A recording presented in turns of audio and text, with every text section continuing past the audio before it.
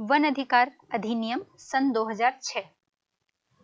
One अधिकार अधिनियम 2006 one निवासियों के या जनजातीय समुदायों और अन्य पारंपरिक वनवासियों के वन संसाधन संबंधी उन अधिकारों को मान्यता प्रदान करता है जिन पर ये समुदाय अपनी अलग अलग प्रकार की जरूरतों के लिए निर्भर थे, जिनमें प्रमुख रूप से आजीविका, निवास और अन्य सामाजिक सांस्कृतिक आवश्यकताएं शामिल हैं।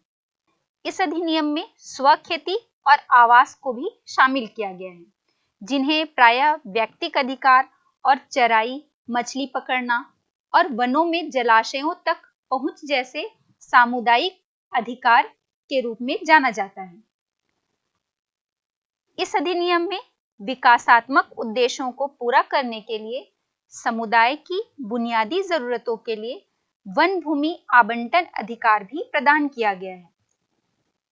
यह अधिनियम ग्राम सभा और अधिकार धारकों को जैव विविधता, वन्य जीवों, वनों और निकटवर्ती एकत्रण जल ग्रहण क्षेत्रों में जैसे जलाशयों और अन्य पारिस्थितिकी दृष्टि से संवेदनशील क्षेत्रों के संरक्षण और संरक्षण की जिम्मेदारी के साथ साथ इन संसाधनों और संस्कृति को प्रभावित करने वाली किसी भी विनाशक कार्रवाई को रोकने का उत्तरदायित्व भी सौंपता है।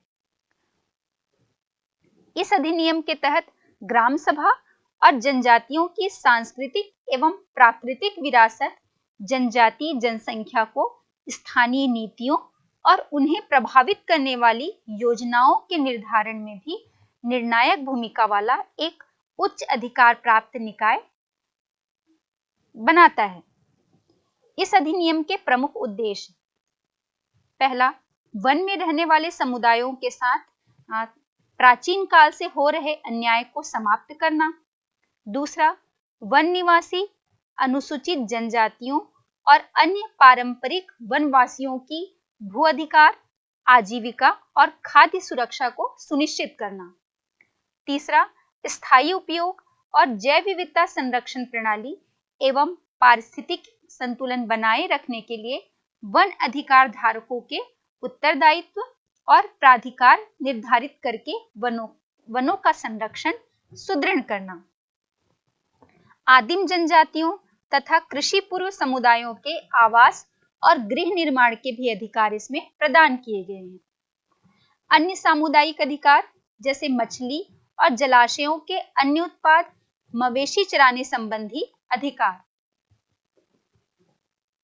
पारंपरिक रूप से संग्रहित लघु वनोपज को एकत्र करने, बेचने और उन पर स्वामित्व का अधिकार। ये कुछ अधिकार वनों को सुरक्षित और संरक्षित रखने के लिए, जिसमें प्रमुख रूप से आदिवासी समुदाय और वहां रहने वाले अन्य समुदाय की प्रमुख भूमिका होती है, उन समुदायों को ये विशेष अधिकार जो है वो प्रदान किए गए हैं। वनों को सुरक्षित और संरक्षित रखने के लिए और पारिस्थितिकी संतुलन बनाए रखने के लिए 150 वर्षों से जो आदिवासियों को विभिन्न तरीके से संघर्ष करके जंगलों पर अपने अधिकार के लिए जो लड़ते रहे, इन सब संघर्षों के फलस्वरूप और पारिस्थितिकी को संतुलित बनाए रखने के लिए और वनों के संरक्षण के लिए और उन्हें सुरक्षित रखने के लिए भी 1988 में केंद्र सरकार ने राष्ट्रीय वन नीति की घोषणा की और इस नीति में माना गया कि वनों के संरक्षण और विकास में आदिवासियों और ग्राम समुदायों की अहम भूमिका होगी। राष्ट्रीय वन नीति 1988 के प्रमुख प्रावधान निम्नलिखित हैं, जिसमें मुख्य रूप से पहला, देश के लगभग 33% भाग को वन आच्छादित करने का लक्ष्य रखा गया है। नेक्स्ट है, वनों को उनकी संपत्तियों व जीव जंतुओं सहित राष्ट्रीय धरोहर के रूप में संरक्षित किया जाएगा। तीसरा, व्यापक पैमाने पर वनारोपण अभियान चलाया जाए तथा सामाजिक वानिकी कार्यक्रम को भी बढ़ावा दिया जाएगा। अगला है, बाढ़, सूखा जैसी जो प्राकृतिक आपदाएं होती हैं, इन प्राकृतिक आपदाओं की रोकथाम तथा मृदा अपरदन और मरुस्थलीकरण को नियंत्रित किया जाए। नेक्स्ट है राष्ट्रीय आवश्यकताएं पूरा करने के लिए वनों की उत्पादकता को क्रमशः बढ़ाना। अगला, वन उपज के कुशल उपयोग और लकड़ी के अनुकूलतम उपयोग को प्रोत्साहित करना। नेक्स्ट, रोजगार के अवसर पैदा करना और महिलाओं की भागीदारी को ज्यादा से ज्यादा बढ़ाना। और साथ ही साथ राजस्थान के जो रेगिस्तानी इलाके हैं और तटीय इलाके हैं जहां रेत के टीलों का विस्तार है, इनकी जांच करना और रोकना। ये राष्ट्रीय वन नीति 1988 के प्रमुख प्रावधान सुनिश्चित किए गए हैं। बच्चों, अब हम बात करते हैं, हमने जो वनस्पति समुदाय की बात की और हमने देखा कि भारत में इतने विविध प्रकार के वन मिलते हैं, तो उसमें अलग अलग प्रकार के पादप समुदाय देखने को मिलते हैं। और हमें पता है कि आयुर्वेदा जो हमारे भारत के प्राचीन इतिहास से चला आ रहा है, जिसका एक महत्वपूर्ण योगदान है, तो इस आयुर्वेदा से संबंधित बहुत सारे वनस्पति जगत या पादप समुदाय जो हैं वो हमारे भारत में मिलते हैं, जिनके बहुत से औषधीय गुण भी हैं। तो ये हमारे जो इतनी विविध प्रकार के जो पादप समुदाय, जिसे हम औषधीय पादप भी कह रहे हैं, बहुत से औषधीय पादप की प्रजातियां हमारे भारत में जो देखने को मिलती हैं, उनका चिकित्सा के क्षेत्र में एक महत्वपूर्ण योगदान है। और हम इन्हें घर में उगाकर या इनके प्रयोग के द्वारा अपनी बहुत सारी बीमारियों को जो है ठीक कर सकते हैं। तो कुछ औषधीय पादप के गुणों पर हम बात कर लेते हैं, जैसे कि सर्पगंधा। सर्पगंधा जो है वो बीपी, ब्लड प्रेशर के रोकथाम के लिए बहुत महत्वपूर्ण एक पौधा है और आपको पता होना चाहिए कि ये सिर्फ और सिर्फ भारत में मिलता है। इसके बाद जामुन। जामुन तो आपने खाए ही होंगे, और जो गर्मी जाती है, बारिश की शुरुआत होती है, तो इसमें ये जामुन जो है वो हमें बाज़ार में बहुत अधिक देखने को मिलते हैं। और मुझे पता है कि आप सभी बच्चों को ये बहुत पसंद भी होंगे। जामुन, आपको पता है कि इसकी क्या उपयोगिता है? तो ये जो है वो डायबिटीज़ के लिए डायबिटीज़ में इसकी बहुत महत्वपूर्ण भूमिका होती है, उसे ट्रीट करने के लिए। और साथ ही साथ आपके पाचन शक्ति को ठीक करने के लिए भी जामुन जो है वो एक महत्वपूर्ण फल होता है। तीसरा जो है वो अर्जुन। ये कान में दर्द के लिए उपयोगी तो है ही, और साथ ही साथ इसकी जो छाल है वो ब्लड प्रेशर मतलब रक्तचाप की बीमारी के लिए भी बहुत फ़ायदेमंद या उपयोगी होता है। फिर है बबूल। बबूल का पेड़ तो आप अपने घरों के आसपास बहुत देखते होंगे।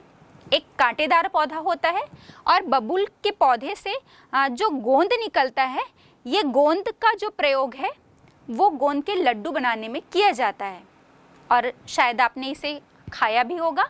ये गोंद का लड्डू जो है वो आपके शारीरिक विकास में मदद तो करता ही है और बहुत ज़्यादा शक्तिवर्धक भी होता है। नीम।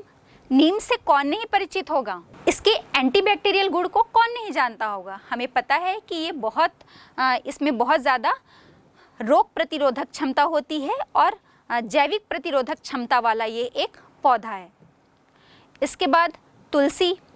तुलसी जो है वो हमारे घरों में इसकी पूजा की जाती है, और इसके बहुमूल्य जो हैं औषधीय गुण होते हैं। इसके बारे में मुझे आपको बहुत ज़्यादा बताने की ज़रूरत नहीं है, ये सब आपको पता ही होगा।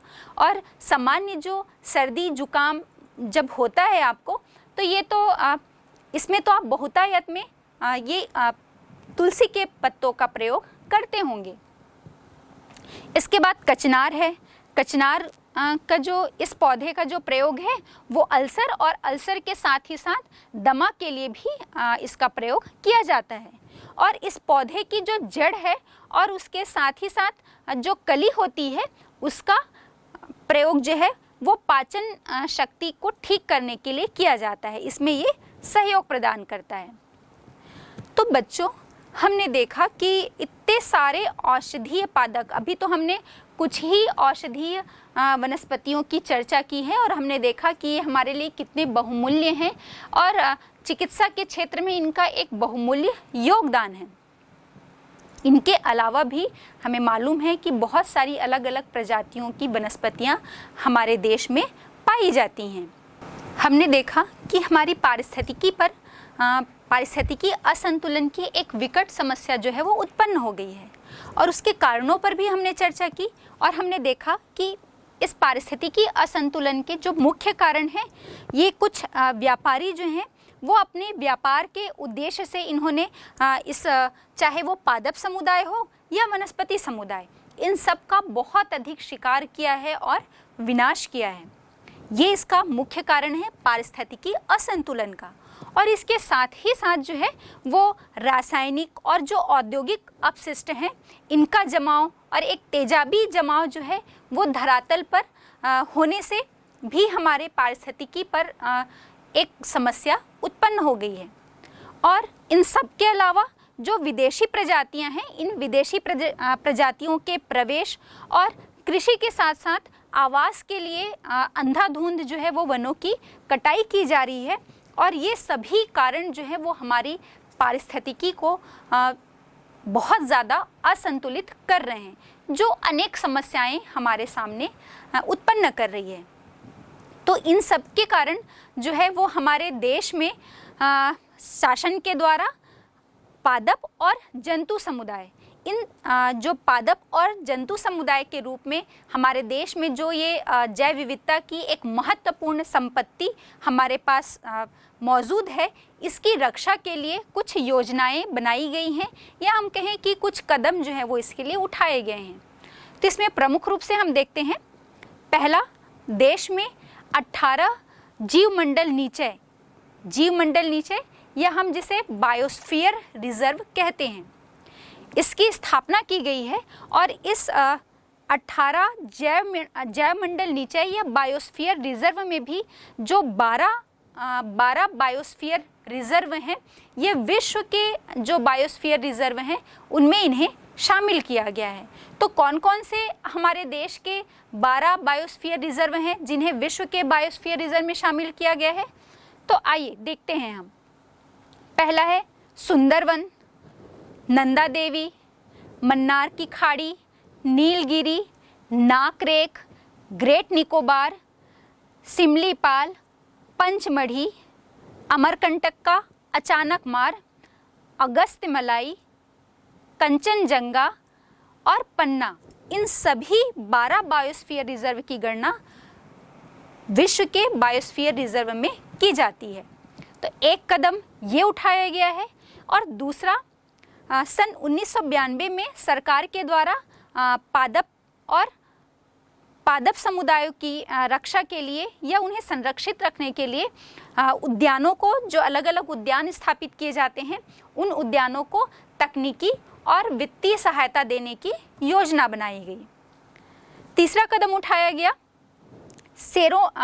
शेर के संरक्षण, गैंडे के संरक्षण और भारतीय भैंसे के संरक्षण के लिए तथा पारिस्थितिकी संतुलन के लिए भी अनेक योजनाएं जो हैं वो बनाई गई हैं।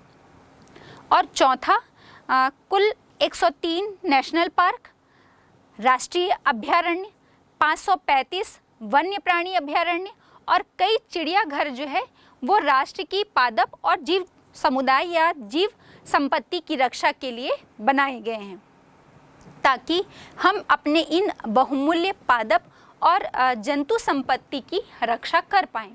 और वो हमारे लिए इसलिए भी आवश्यक है कि हमने बताया, यदि हमें अपने जीवन को सुरक्षित रखना है तो हमें अपनी पारिस्थितिकी को संतुलित रखना होगा, इसे असंतुलन से बचाना होगा। और ये हमारे साथ साथ आपकी भी जिम्मेदारी है कि हम अपने पारिस्थितिकी को संतुलित बनाए रखें।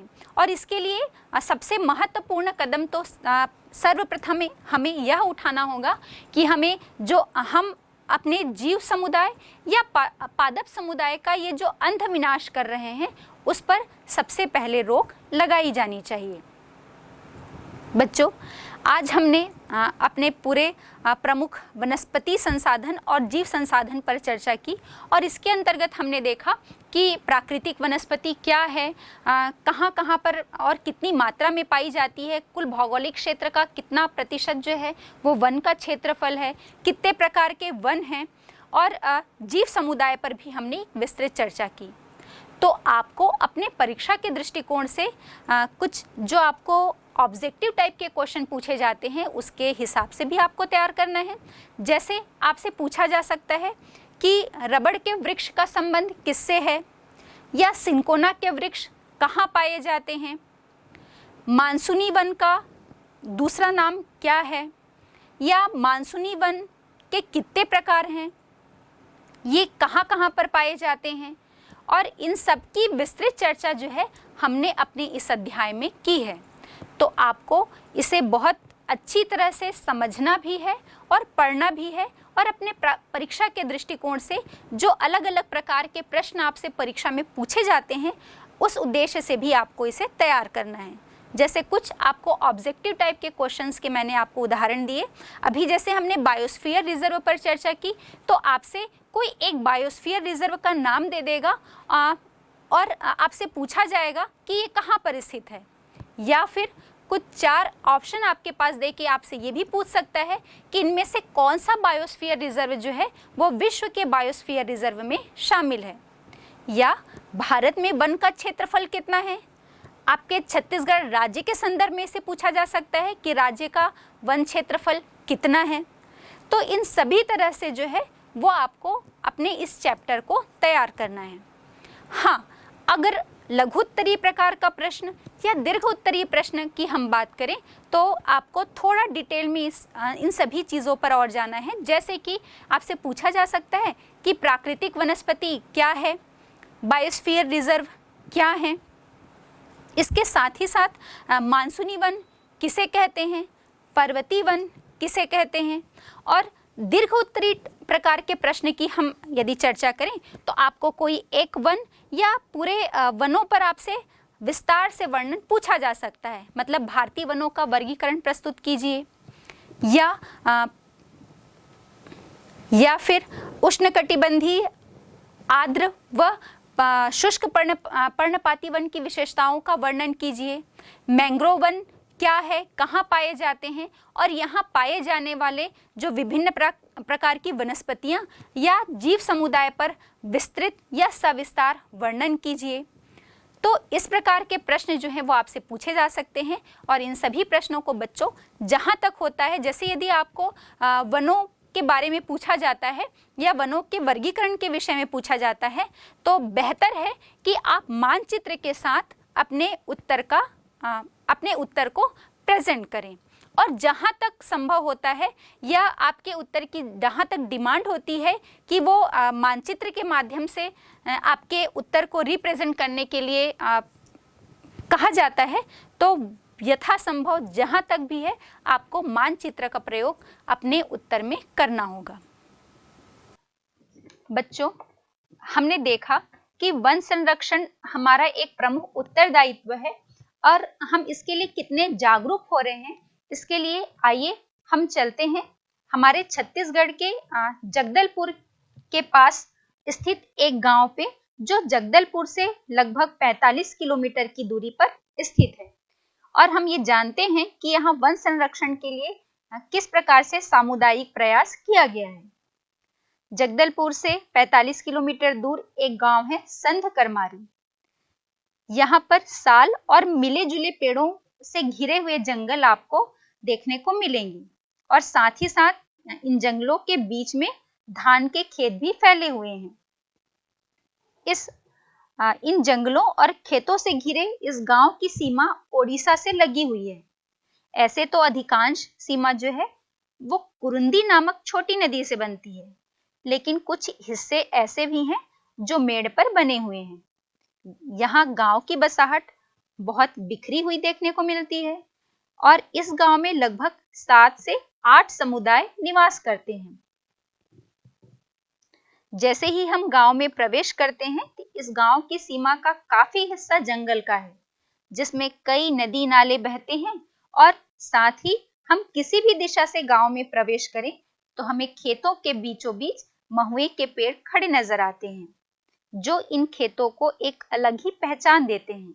हाँ, साथ ही यहाँ सैकड़ों ताड़ के वृक्ष भी देखने को मिलते हैं, जहाँ यदि आप सुबह सुबह चले जाएं तो हर रोज सुबह यहाँ व्यापारी ताड़ी इकट्ठा करते नजर आएंगे। हाँ, जब बरसात का मौसम आता है तो बरसात के साथ ही मछली पकड़ने का मौसम भी आ जाता है। इस मौसम में खेतों से मिलने वाली चुनचुनिया, चौलाई, कोचई, जिसे आप अरबी भी कहते हैं, यहाँ के भोजन का प्रमुख हिस्सा है। मौसम के अनुसार लोग 5 तरह के जिमीकन, जिसे रतालू कहते हैं, जंगलों से लेकर आते हैं। यहाँ पर एक व्यक्ति द्वारा किया गया प्रयास प्रमुख रूप से उल्लेखनीय है। आज से लगभग 35 साल पहले ये पूरा गांव बंजर जमीन से घिरा हुआ था, जिसे वर्तमान स्वरूप में बदला गया है दामोदर के द्वारा। सन 2009 तक लगातार 35 वर्षों तक संत करमारी गांव के ये सरपंच रहे हैं। प्रारंभ में इन जंगल के पेड़ काट दिए गए थे और लोगों को चूल्हे में जलाने के लिए जड़ें खोदकर लानी पड़ रही थी। जहां भी दामोदर गए उन्हें पेड़ों के ठूंठ नजर आए। उन्होंने बताया ये गांव के निस्तार के लिए भी उपयोग किया जाता था। वे सब कुछ बेचकर खा गए। दामोदर इससे बहुत दुखी हुए और उन्होंने कुछ करने की ठानी। तो सन 1976-77 में उन्होंने सरपंच पद का चुनाव लड़ा और जीत गए। जंगल की सुरक्षा के लिए उन्होंने कुछ लोगों को नियुक्त करना पहली आवश्यकता समझी और सहायता के रूप में लोगों से उनकी जमीन के हिसाब से अनाज लिया गया और जो नष्ट हो चुके जंगल थे उन्हें हरा भरा किया गया, जिसे अब बड़ला कोट मतलब उगाया गया वन कहा जाने लगा। वहां पशु चराना बंद कर दिया गया है और आज लगभग 35 साल बाद यह 215 एकड़ का जंगल इस बात का प्रमाण है कि लोग अपने बल पर कितना कुछ कर सकते हैं। ये गांव संत करमारी के लोगों की एक और संपदा है, जो माउली कोट और माउली देवी का एक पवित्र जंगल है। यहाँ अनेक औषधीय वनस्पतियां भी मिलती हैं। यहाँ हमें पता चल सकता है कि पुराने जंगल में किस तरह की विविधता हुआ करती थी और जब यहाँ के व्यक्तियों के द्वारा प्रयास किया गया तो उजड़ते हुए या उजड़े हुए इन जंगलों को पुनः हरा भरा कर दिया गया है और जंगल की रक्षा भी करनी शुरू कर दी गई है। इस वन के नजदीक के खेत लोगों ने छोड़ दिए ताकि जंगलों का विस्तार हो सके और यह वन बस्तर में सबसे बड़ा वन क्षेत्र है। वन संरक्षण के लिए सामुदायिक प्रयास के अंतर्गत हम राजनांदगांव के भी एक गांव की चर्चा कर लेते हैं। छत्तीसगढ़ का जो राजनांदगांव जिला है, यहाँ का वन परिक्षेत्र बाघ नदी के अंतर्गत जो उप परिक्षेत्र छुरिया का घोघरा गांव है, इस जंगल में भी अवैध कटाई, उत्खनन और अनियंत्रित चराई के कारण ये गांव पूरी तरह से वीरान हो चुका था। यहाँ रहने वाले जो ग्रामीण हैं, उन्होंने अपनी सक्रिय भूमिका निभाई और सक्रियता व जागरूकता के चलते उन्होंने यहाँ एक मनमोहक हरियाली और ताजी हवा में फूलों की खुशबू लिए यह फिर से जंगल में परिवर्तित कर दिया। दशकों पूर्व यहाँ जंगल बेहद असुरक्षित था। बहुत ज्यादा अवैध कटाई के कारण पूरा जंगल ठूठ में बदल गया था। ऐसे समय में ग्रामीणों को जलाऊ लकड़ी और पालतू जानवरों के लिए चारा मिलना मुश्किल हो गया था। यह वन प्रबंधन समिति यह सब देखकर यहाँ रहने वाले जो बुजुर्ग थे, उनकी सलाह पर ग्रामीणों ने वन विभाग के सहयोग से जंगल बचाने का बीड़ा उठाया और संयुक्त वन प्रबंधन समिति बनाई। सैकड़ों हेक्टेयर क्षेत्र में बांस के साथ ही अन्य औषधीय और फलदार पौधे रोपे गए। आज ये पेड़ के रूप में परिवर्तित हो गए हैं। यहाँ जंगलों के पेड़ काटने की सख्त मनाही है। ग्रामीण बाहरी लोगों से जंगल को बचाने बारी बारी से गश्त भी लगाते रहते हैं और चौकीदारी की तैनाती भी अलग से की गई है। और ग्रामीण बताते हैं कि जंगल की सुरक्षा के दौरान उनकी जंगली सुअर, हिरण और लकड़बग्घा ऐसे जानवरों से सामना भी होता है। ग्रामीण न सिर्फ बाहरी लोगों से जंगल की सुरक्षा कर रहे हैं, अपितु यहाँ शिकारी प्रवृत्ति के लोगों से भी जंगली जानवरों को भी बचाने में जुटे हुए हैं। संयुक्त वन प्रबंधन समिति के द्वारा जंगल से लगे बंजर भूमि के 50 हेक्टेयर क्षेत्र में बांस रोपण किया गया है। यहाँ वन औषधि से भरपूर पेड़ पौधे पूर्व से ही विकसित हैं। इस तरह से वन ग्राम के ग्रामीणों की मेहनत रंग लाई और यहाँ हरियाली लौट आई है। अब ग्रामीणों को जलाऊ लकड़ी के साथ ही साथ पशुओं के चारे के लिए भी नहीं भटकना पड़ता। इसी जंगल में 4 से 5 फीट ऊंची घास उगती है, जिससे चारे की आपूर्ति आसानी से हो जाती है। तो बच्चों, छत्तीसगढ़ के ये 2 गांव हमारे लिए एक उदाहरण है और यहाँ लोगों के द्वारा किया गया जो प्रयास है वो बहुत ज्यादा सराहनीय है और हमें एक सीख प्रदान करती है कि हमें किस प्रकार से अपने आसपास के वनों को संरक्षित और सुरक्षित रखना होगा और हमें अपने जीवन को भी बचाना होगा, क्योंकि जब वन सुरक्षित होंगे, संरक्षित होंगे, तभी हमारा पारिस्थितिकी तंत्र संतुलित रहेगा और हम भी या हमारा जीवन भी सुरक्षित रहेगा।